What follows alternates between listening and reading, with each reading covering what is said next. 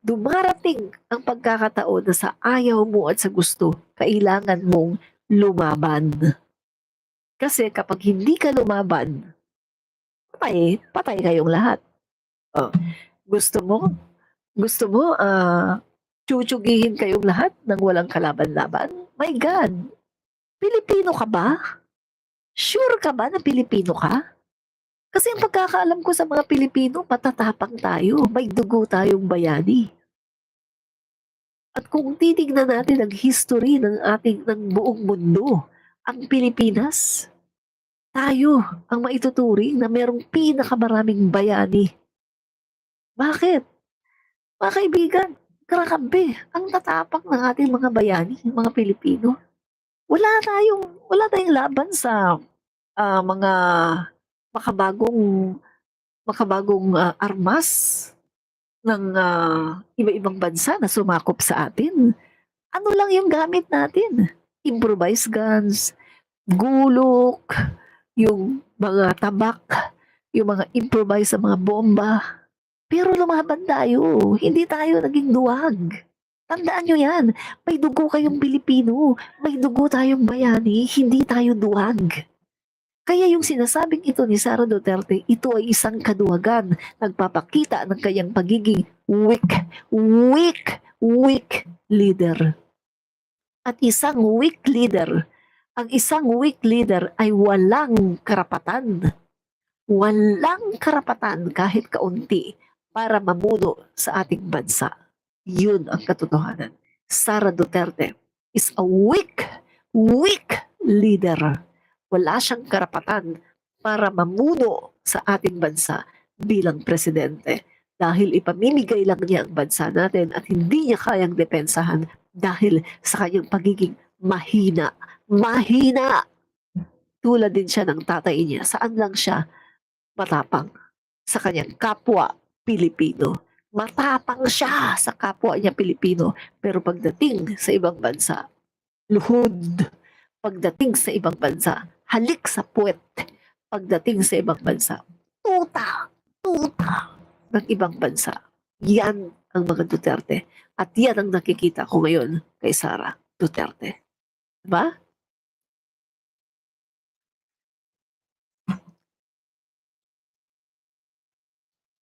Kaya yan mga kaibigan, no?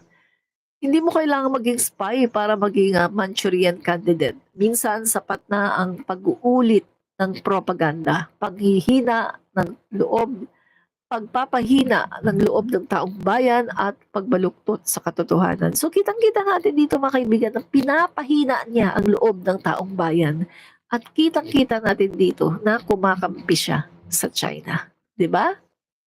Yan. Ang Pilipinas ay hindi pag-aari ng China. Tandaan nyo yan. At hindi natin kailangan ng leader na mapagpanggap na neutral daw habang unti-unti tayong inuubos.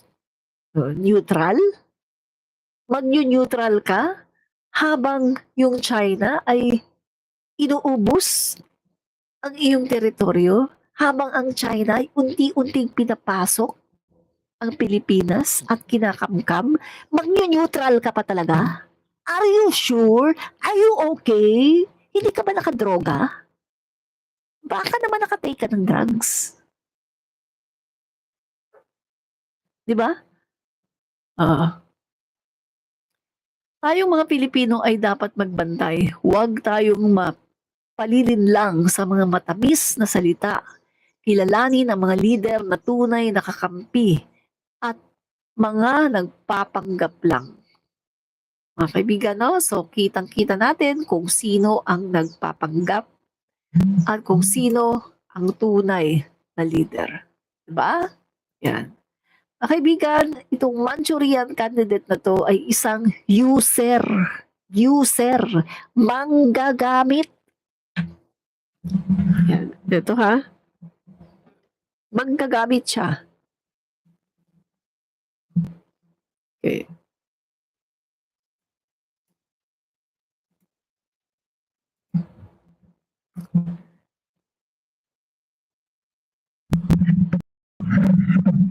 Manggagamit, guys. Okay. Dali Bakit ayaw, Uy.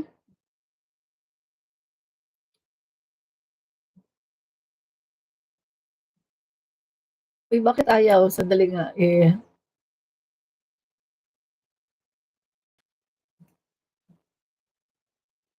isi-save ko muna,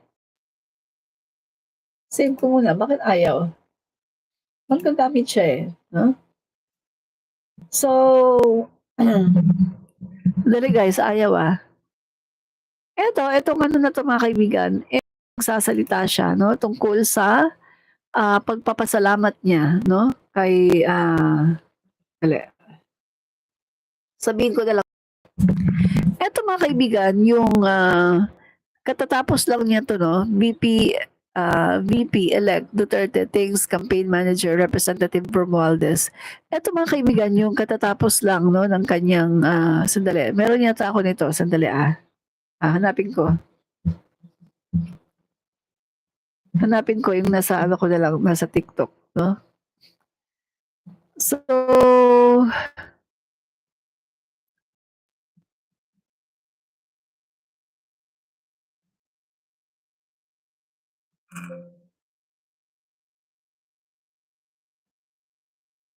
yan. Eh, dali, sandali guys,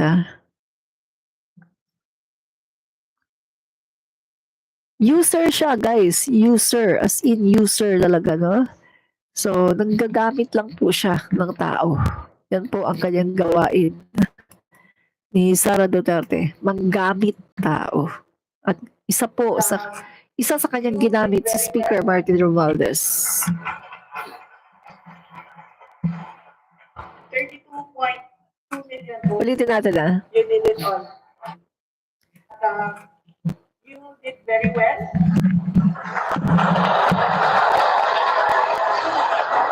$32.2 million votes. You did it all.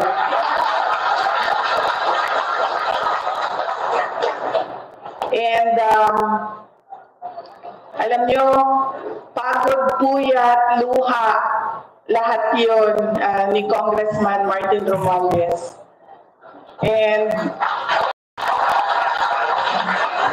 as a candidate, I'm truly appreciative of how he took care of me. Duterte also thanked the people of Tacloban for their support despite her not being able to attend the Uniteam Grand Rally during the election period in Tacloban. So I am truly thankful for all that happened. It was a learning experience for me. And I am appreciative of all that you have taught me, kayong lahat mga kababayan ko. And I commit to be beside you in the service. Yan. So, yan po,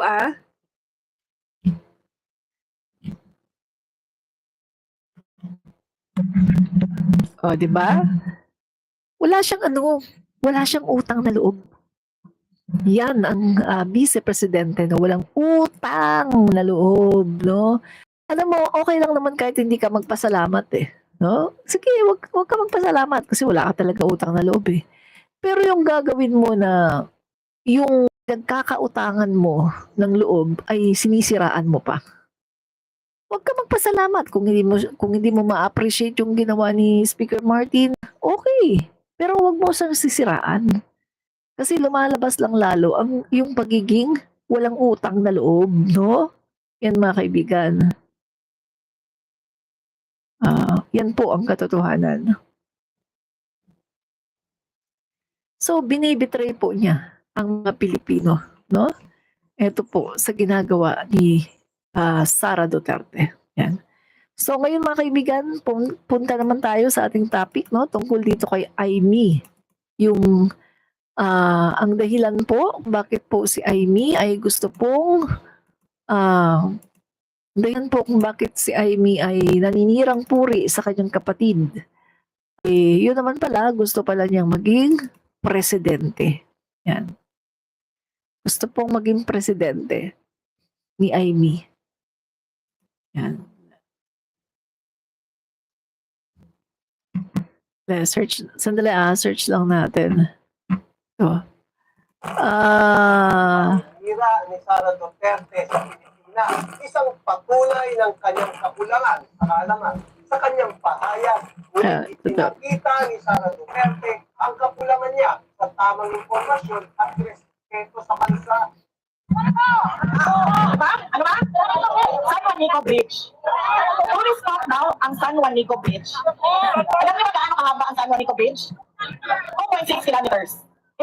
Sobrang irritated ako. Paano naging tourist spot ang Ang paninira ni Sara Duterte sa Pilipinas, isang patunay ng kanyang kakulangan sa kaalaman. Sa kanyang pahayag, muling ipinakita ni Sara Duterte ang kakulangan niya sa tamang impormasyon at respeto sa bansa. Diba? Ano ba? San Juanico Bridge. Tourist spot daw ang San Juanico Bridge. Alam niyo ba gaano kahaba ang San Juanico Bridge? 2.6 kilometers. Sobrang irritated ako. Paano naging tourist spot ang 2.6 kilometers na bridge? Ang bridge sa China, papunta sa Shenzhen, papunta sa Macau, papunta sa Hong Kong. Gaano kahaba? 264 kilometers. Yun ang tourist spot. Yun ang modernization. see? Ayon sa kanya, 2.6 kilometer daw ang haba ng San Juanico Bridge. Isang malinaw na pagkakamali dahil ang totoong sukat nito ay 2.16 kilometers. Maliit man ang diferensya para sa iba, malaki ang ibig sabihin nito pagdating sa isang leader na dapat may sapat na kaalaman sa mga simbolo ng ating kasaysayan at pag-unlad. Ipinapakita nito na hindi niya nauunawaan ang halaga ng San Juanico Bridge bilang isang mahalagang tulay ng turismo, kultura at koneksyon sa pagitan ng Samar at Leyte. Pero higit pa dito, malinaw na ang tunay na layunin ng kanyang biyahe sa Australia para siraan ang Pilipinas at ilantad ang sarili bilang tagapagsalita ng interes ng China. Imbes na itaguyod ang dangal ng ating bayan, mas pinili niyang dumisan ito sa banyagang lupa sa panahon na kailangan natin ng mga leader na may dangal at pagmamalasakit. Masakit makita na may ilan pa rin mga pinipiling ibenta ang bansa sa dayuhan kapalit ng sariling kapangyarihan. Yan po si Sara Duterte. Ang paninira ni Sara Duterte sa Pilipinas, isang patunay ng kanyang kakulangan sa kaalaman. Sa kanyang pahayag, muling ipinakita. Di ba? So, mga kaibigan, tingnan nyo Pilipino ka. Pupunta ka sa bansa, sisiraan mo ang Pilipinas. Tapos, ginawa pa niyang halimbawa yung bridge sa China. Lalo lumabas, mga kaibigan, no? Kitang-kita, lumabas lalo ang kanyang pagiging mouthpiece ng China. So, yan po yung sinasabi ko, mga kaibigan. Si Sara Duterte po ay isang Manchurian candidate. Siya po ay kandidato ng China. Mula noon pa, no? Candidate po siya ng China. Para kapag sila po ang naupo, alam niyo na yan, guys, happy-happy ulit ang China. Wala na, nakakalungkot. Mawawala po ulit sa atin, no? Yung ating progress na nangyayari sa West Philippine Sea, na kung saan ay unti-unti na talagang ina-assert natin, mga kaibigan, na tayo ang dapat na may karapatan sa West Philippine Sea. At may plano pa ang gobyerno natin, mga kaibigan, no, na magdig dyan, na mag-explore ng oil, natural gas sa West Philippine Sea. Pero kapag natuloy na si Sara Duterte ang maging Pangulo ng Pilipinas sa 2028, lahat yan ay mawawala. Dahil ang West Philippine Sea po ay ibibigay lang yan seamlessly sa China. Obvious na obvious, no? Yan po ang buong katotohanan, yan po ang hindi alam ng ibang mga Pilipino na hindi po nagre-research at hindi po inaalam kung ano ba ang katotohanan. Nakadepende lang ang mga Pilipinong ito sa kanilang pagiging panatiko sa mga Duterte. Kahit na mali ang ginagawa ng mga Duterte. Grabe, mga kaibigan, ang paninira ni Sara Duterte sa Pilipinas. Tuwing pumupunta siya sa ibang bansa, hindi po niya dinadala ang Pilipinas para iangat. Sinisira po ni Sara Duterte ang Pilipinas. Yan po ang trabaho ni Vice Presidente Duterte, no, Sara Duterte, ang pumunta sa ibang bansa at para sirain ang Pilipinas. Biro mo, Pilipino siya. Pero sinisira niya ang Pilipinas.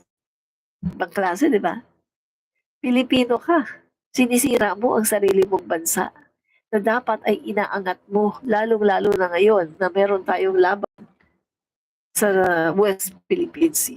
Pero eto ka, pinalalakas pa niya ang loob ng China at pinapahina ang loob ng mga Pilipino at nangungumbinsi pa siya nangungumbinsi pa siya mga kaibigan na dapat ay hindi natin ipaglaban ang West Philippine Sea. Na tanggalin daw yung mga missile na yan. Alam naman natin mga kaibigan pag tinanggal ang mga missile na yan, tuloy na naman ang China. Magtatayo na naman ng kanilang mga military bases. Alam na natin yan guys No? So, wala.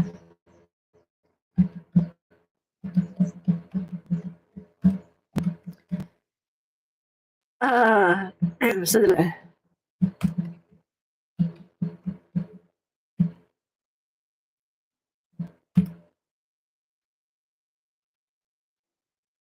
Ito yun. Ayun, ito.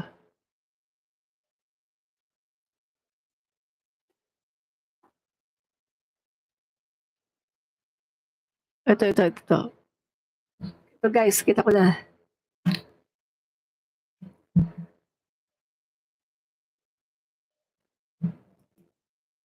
Like to personally publicly thank Congressman Martin Romualdez for taking me in Lakas CMD and accepting the challenge to be my campaign, my two campaign managers during the last election. It was not without irritations and challenges, but you did very well. 32.2 million votes. You did it all.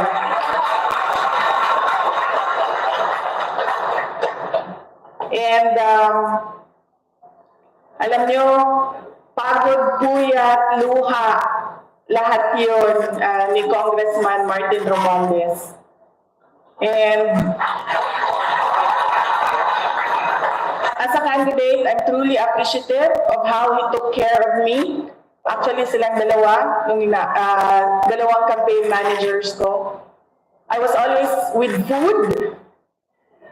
I was always full. And lagi silang nagpapalitan na nagpapadala ng pagkain sa akin. So, the campaign manager will send today. The next day, the other campaign manager will send me food. In fact, nung kinento ko yun kay President Marcos, sabi ko, sir, alam mo, napakaswerte ko talaga dahil busog ako lagi, dahil lagi akong pinapadalhan. Sabi niya, nasaan na ba ang mga campaign managers ko? Bakit hindi ganito ang nangyayari sa akin?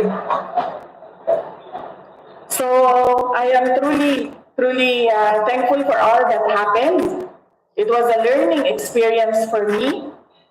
And I am appreciative of all that you have taught me, kayong lahat, mga kababayan ko.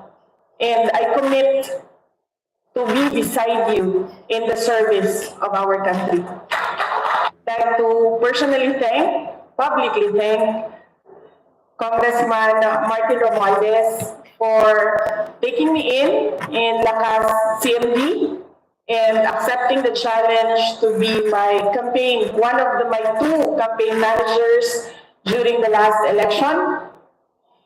It was not without irritations and challenges, but you did very well.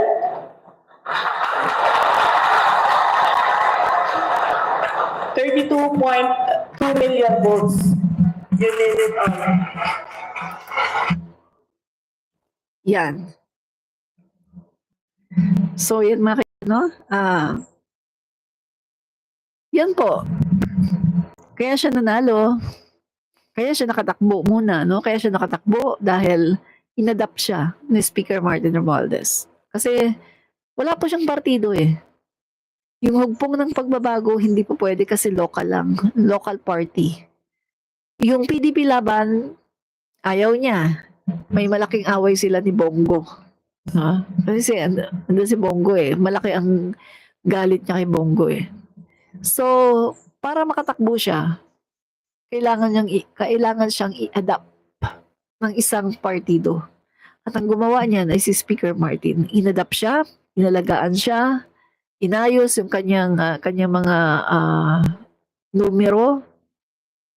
Nagpakandak ng mga surveys si Speaker Martin at doon sa mga lugar na hindi siya kilala, gumawa doon. Doon gumawa ng mga bagay para ayusin, no? Ipakilala si Sara Duterte. Tulad na lang sa Norte, hindi siya kilala. Dito sa part ng Luzon, hindi siya kilala. Sa part ng mga iba-ibang mga lugar sa Pilipinas, hindi siya kilala. So, gumawa doon ng paraan para siya ipakilala, para talagang i-boost yung kanyang candidacy. Kaya nangyari, yan po, naipanalo siya ng mga Marcos loyalists, Marcos supporters. No? Kasi yun talaga yung mga gumawa dyan eh, Marcos loyalists, Marcos supporters. No? Solid vote kay PBBM eh, 31M, 31.6 million, solido yan. No? Kasi sabi ko nga sa inyo, kay PBBM, never siya boboto ng dilawan, pinklawan. Walang bobotong dilawan at pinklawan kay PBBM. Real talk tayo. No? Ang boboto lang talaga kay PBBM, Marcos loyalists and Marcos supporters. Yung mga bumoto doon kay Rodrigo Duterte, mga Marcos loyalists, Marcos supporters, karamihan doon. So, yan ang bumoto kay PBBM.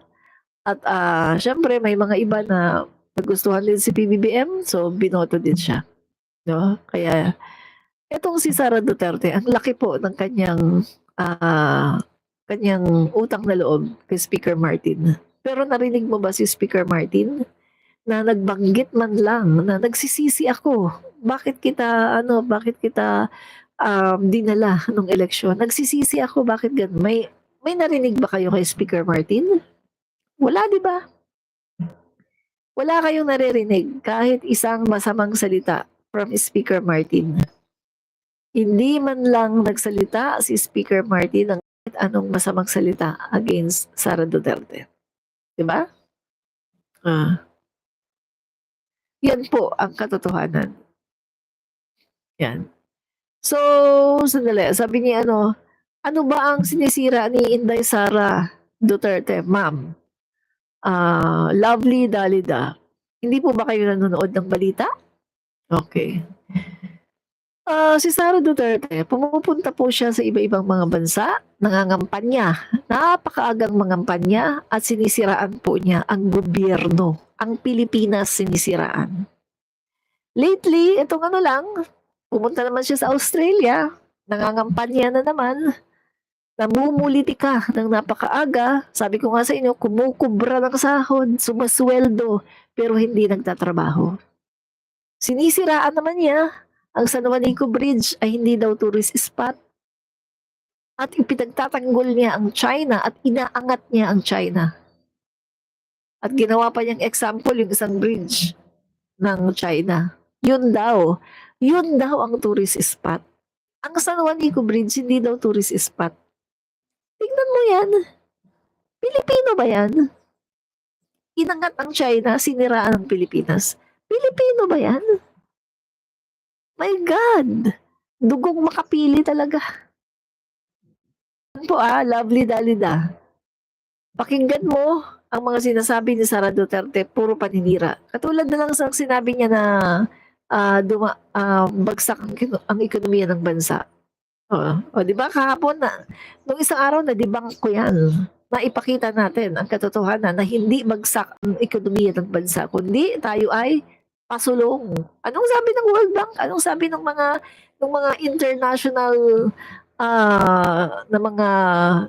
international na mga agencies, na mga Sila yung mga nagkakandak ng mga survey, nagkakandak ng mga, yung mga firm na to na nagkakandak ng mga surveys at saka ng mga, ano ba tawag doon?